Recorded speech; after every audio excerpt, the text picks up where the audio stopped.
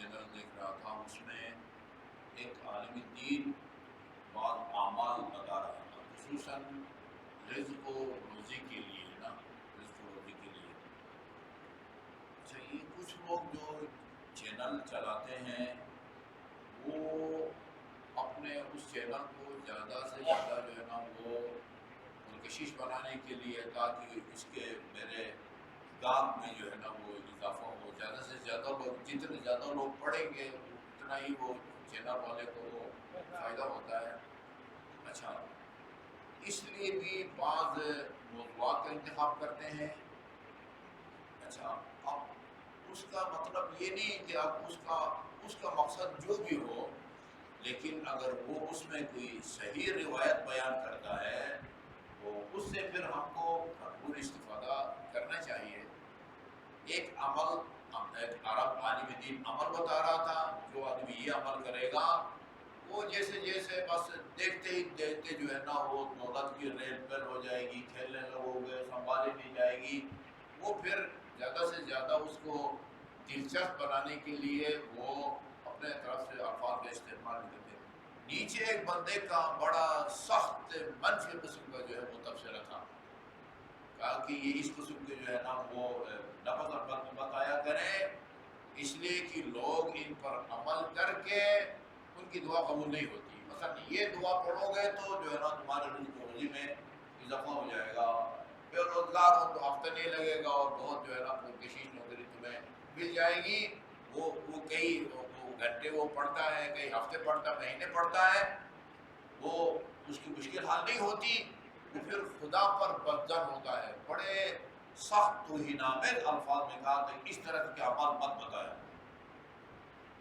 نہیں، یہ اس طرح کے اعمال پھر کیوں بتائے؟ پھر کس لیے؟ ایک تو ہوتا ہے کہ آدمی ایسی من گھڑت کوئی بات بنائے، نہیں، بہت ساری چیزیں ہیں جو ابھی اگر اوپر ہم بیٹھتے ہیں نشست میں تو ادھر میں بتاؤں گا مثلا کہ بے حدیث ہے امام جعفر صادق علیہ السلام، رسول خدا صلی اللہ علیہ وسلم کی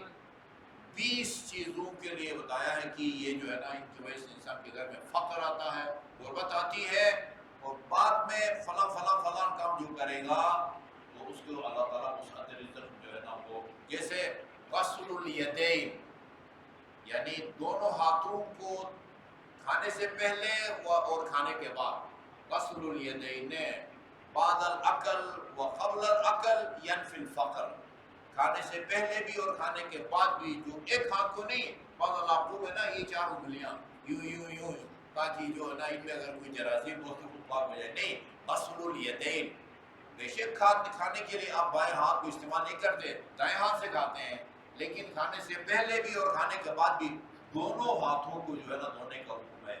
جو آدمی کھانے سے پہلے بھی اور کھانے کے بعد بھی دونوں ہاتھوں کو دھوئے گا، ینفی الفقر، اس کے گھر سے فقر غربت دور ہو جائے گی۔